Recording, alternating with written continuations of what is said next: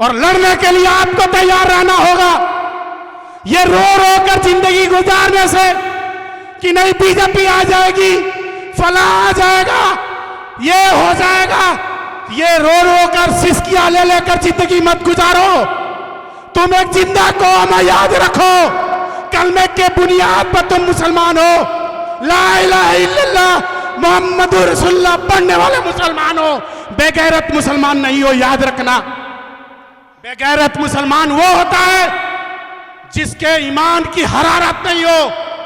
तुम कलमे के बुनियाद पर मुसलमान हो।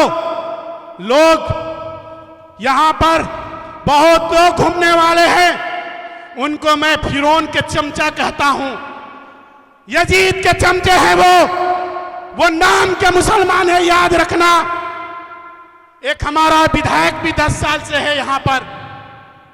जब यहां पर केजरीवाल ने बोला था, मरकज के ऊपर इल्जाम लगाए थे, मरकज को ताला लगा दिया था, मौलाना साद साहब के ऊपर FIR बुक किया था, तो यही विधायक ने, मुझे याद है उस समय क्या स्टेटमेंट दिया था। विधायक ने बोला कि सियासत दूसरी तरफ है, मरकज दूसरी तरफ है। तमान्नत भाई, तुम हमारे बड़े भाई हो, याद रखना, लेकिन तुम्हारी जैसी सियासत को मैं अपने जूतियों को नोक पर रखता हूं, याद रखना। अगर तुम मरकज को एक साइड में रख दोगे और सियासत को एक साइड में रख लोगे, ये कभी हम मुसलमान इंसाफ नहीं करेंगे, ना कभी एक्सेप्ट करेंगे। याद रखना, अगर शरीर में 2 आंख है तो हमारा ईमान भी एक साथ रहेगा, हमारा सियासत भी एक साथ रहेगा। जैसे एक आंख को तुम फोड़ दोगे तो इंसान तो जी सकता है, लेकिन सही से नहीं जी सकता, सही से नहीं देख सकता। उस वजह से जैसे हमें सियासत हटा दोगे तो मुसलमान जिंदा नहीं रहेगा, या ईमान हटा दोगे तो मुसलमान जिंदा नहीं रहेगा। दोनों साथ चलेगा, तुम्हारे लिए होगा, तुम गैरतमंद मुसलमान होगे, हम तो ईमान वाले मुसलमान हैं। मैं आपको एक बात यही समझाना चाह रहा हूं कि कांग्रेस में वो हिम्मत नहीं थी, ताकत नहीं थी मुसलमानों के साथ खड़ा होने की। क्यों?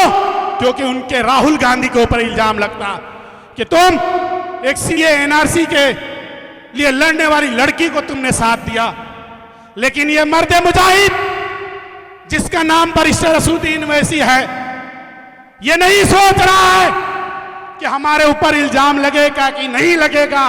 वो जानता है कि हमारे मुसलमानों के ऊपर इल्जाम है। ये अगर ये सिफाउर रहमान यहां से जीत के जाता है तो उस दिन सरकार हार जाएगी, ये ख्याल रखना।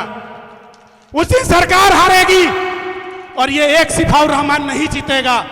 वो जेलों में बंद मिरान हैदर भी जीतेगा, वो जेलों में बंद उमर खालिद भी जीतेगा, उस जेलों में बंद सफूरा जगर भी जीतेगी, उस जेलों में बंद खालिद सैफी भी जीतेगा।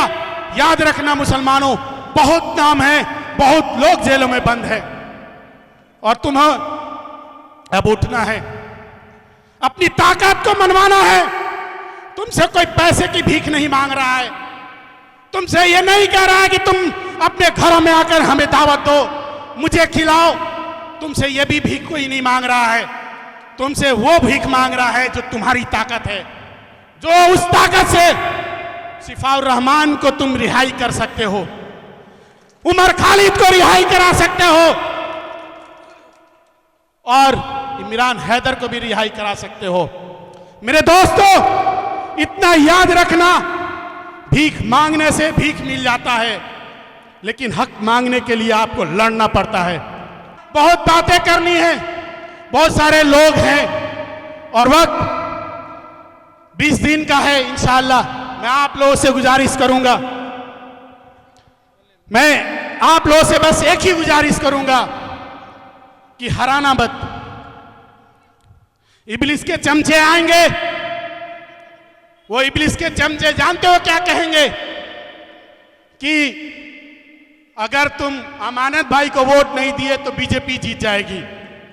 वो इब्लिस के चमचे आएंगे, कहेंगे कि अरीबा को वोट नहीं दिए तो सरकार उसकी बन जाएगी, अगर फलां को दिए तो बीजेपी जीत जाएगी, फलां को नहीं दिए तो ये हो जाएगा, वो हो जाएगा।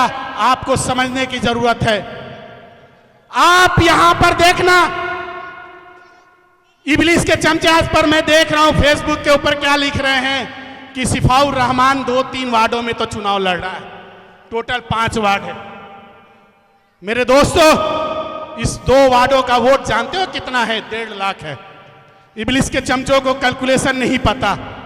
इंशाअल्लाह ताला मैं जितना उम्मीद कर रहा हूं अपने भाइयों के ऊपर, ये गयूर मुसलमानों के ऊपर, बेगैरत मुसलमानों की बात नहीं कर रहा हूं, ये गयूर मुसलमानों के ऊपर कि इनके ईमान की हरारत है, और इस ईमान के साथ 1 लाख से ऊपर वोट सिफाउर रहमान को इंशाअल्लाह मिलेगा। बहुत बहुत शुक्रिया। देखिए